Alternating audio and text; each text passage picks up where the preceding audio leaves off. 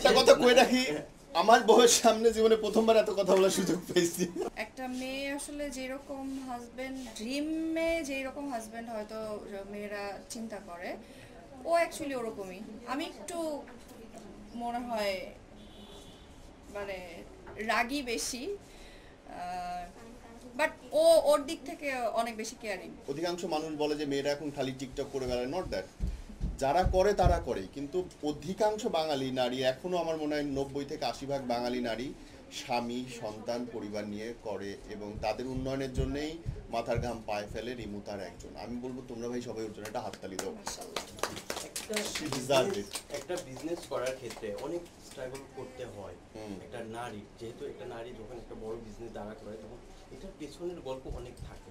মানে সেই জায়গাতে উনি একটা বড় বিজনেস হাতে নিয়েছে, মানে এটা মানে কতটা ভালো লাগার আপনারা কাছের মানুষ সেই হিসেবে। দেখো, আমি রিমুর সাথে আমি পরিচয় আরেকটা জায়গা আছে, সেটা হচ্ছে আমি নিজে আমার পেজ আমি বলতে পারি, আমি অন্য কথা কারোর কথা জানি না, আমার কথাটা জানি যে সম্ভবত বাংলাদেশে একমাত্র কন্টেন্ট ক্রিয়েটর আমি যে নারী উদ্যোক্তাদের বিনামূল্যে আমার পেজে প্রমোট করি।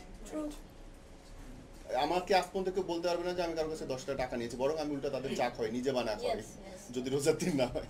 সো মানে আই নো দ্য স্টোরি। কেন জানো? কারণ আমার মা আমার দুজনকে মানুষ করছে, আমার দুটা ভাই আমার মা মানুষ করছে, এবং কি যে কষ্ট একটা মেয়ের। ধরো সে সফল হলেও বিপদ। একটা মেয়ে যদি একটা ভালো জামা পরে একটা ভালো ব্যাগ নেয়, তাহলে বলবে এত টাকা আসতেছে করতে, হয়তো কোনো ইয়ে আছে, গডফাদার আছে, এইটা ওইটা, ব্যাড ইন্টেনশন কাজ করে। আমার ওয়াইফ আমার সংসারের জন্য যা যা করছে, এটা অভাবনীয়। এটা আমি বলবো যে আমার মা বাবা হয়তো এতটা করার কখনো সুযোগ পায় নাই। সো একটা মেয়ে যখন একটা কিছুর জন্য এগোয়, তার পেছনে যেমন গল্প থাকে তার সামনেও গল্প থাকে। সে এগোইলেও বিপদ, সে পইড়া গেলেও বিপদ। এবং আমার তো একটা মেয়ে আছে আল্লাহর রহমতে। আমি সব মেয়েরা যারা দেখতেছে, আমি আর কথা বলবো না, দ্যাটস মাই লাস্ট ওয়ার্ড, যে দেখো ভাই, একটা ছেলের চাকরি না করলেও চলে। রাত্রে 3টার সময় সংসদ ভবনের সামনে একটা ছেলে পলিথিন বিছায় শুয়ে থাকতে পারে, একটা 18-19 বছরের মেয়ে পারবে না। একটা ছেলে 2 মাস বেকার থাকলে কিচ্ছু যায় আসে না, কিন্তু একটা মেয়ে যদি এক রাতও ঘরের বাইরে থাকতে হয়, সেটা তার নিজের জন্য হুমকি। সো নিজের মেয়ে, নিজের বোন, নিজের মা, এদেরকে নিজের পায়ে দাঁড়াইতে বলো। অর্থনৈতিক শক্তির উপরে কোনো শক্তি নেই। আর রাসূলুল্লাহ সাল্লাল্লাহু আলাইহি সাল্লাম বলো, ইসলাম ধর্ম বলো, হালাল রিজিক সবচেয়ে উন্নত জীবন দান করবেন, তিনি কথা দিয়েছেন ব্যবসার জন্য। সো মেয়েরা সৎ পথে ব্যবসা করো, আল্লাহ তোমাদের সাথে আছে, এবং আল্লাহ তোমাদেরকে অনেক রহমত দিয়ে পাঠিয়েছে আমাদের জন্য, পরিবারের জন্য। একটা কথা কই রাখি, আমার বউয়ের সামনে জীবনে প্রথমবার এত কথা বলার সুযোগ পেয়েছি। আমি সেই প্রসঙ্গে যাব। নীরব ভাইয়া একটা সময় নারীদের ক্রাশ ছিল, এবং সেই নীরব ভাইয়া আজকে পরিবার নিয়ে সামনে এসেছে। ছিল, এখন নাই, এখনো আছে, এখনো আছে। একটা সময় নীরব ভাইয়া অনেক চর্চায় ছিল, সেই জায়গা থেকে আজকে পরিবার নিয়ে সামনে এসেছে, এবং ভাবিকে আজকে সামনাসামনি দেখতে পাচ্ছি। এই ব্যাপারটা একটু আমি আমার পেজে খুব জ্ঞাতভাবে, পরিচ্ছন্নভাবে ভালোবাসা এবং অন্য মানুষকে উদ্বুদ্ধ করার জন্য নোটেড, প্রত্যেক দিন আমার প্রায় 13 লাখ ফলোয়ার আছে, ছোট্ট একটা পেজ। তো সেখানটায় আমি কম করে আমার বউয়ের ছবি আমার সাথে 4টে পোস্ট করি প্রতিদিন স্টোরিতে, এখনো দেখতে পারেন। এটা পলিটিক্স না না ভাবি, ইম্পর্টেন্ট গুলো পাঠায়, ওই যে তোমার ড্রেস নাই, তারপর ড্রেস খুঁজতেছো, এগুলো পাঠাইছিল আর কি, আমরা দেখছি। এর কাছেও যাব, ভাবির কাছে অনেক প্রশ্ন আছে। এর কারণ কি আমি মনে করি যে পুরুষ, একটা ছেলে থেকে পুরুষ হইতে সময় লাগে। ছেলেরা 23-24 বছর পর্যন্ত মায়ের আঁচলের মধ্যে থাকে, কোলের মধ্যে থাকে, ওরা দিন দুনিয়া কিছু বোঝে না, খুব সরল সোজা থাকে পুরুষরা। মানে বাচ্চা থেকে যখন পুরুষ হইতে হয়, তখন সে অনেক কিছু আসলে জানে না। তখন তার বউ বা তার গার্লফ্রেন্ড তাকে একটু একটু করে কাটে, ছেলে, তারপরে একটু শেখায়। তো ওই জার্নিটা অনেক কঠিন। Still I am learning how to love, how to make family. ভাই শুরুতে যে কথাটা বলেছিলেন, আসলে আমরা তো দেখে থাকি টিকটকের কারণে বর্তমান সমাজে ডিভোর্সের সংখ্যাটা বেড়ে গিয়েছে। আচ্ছা, এই জায়গাটা না একটা জিনিস বোঝা দরকার, আসলে কি তাই? টিকটকের কারণে ঠিক না, টিকটকের কারণে না ডিভোর্স বাড়ছে। তার অন্যতম কারণ হচ্ছে, আগে মাইট পিট খায়েও মেয়েরা সহ্য করে থাকতো, তার যাওয়ার জায়গা ছিল না।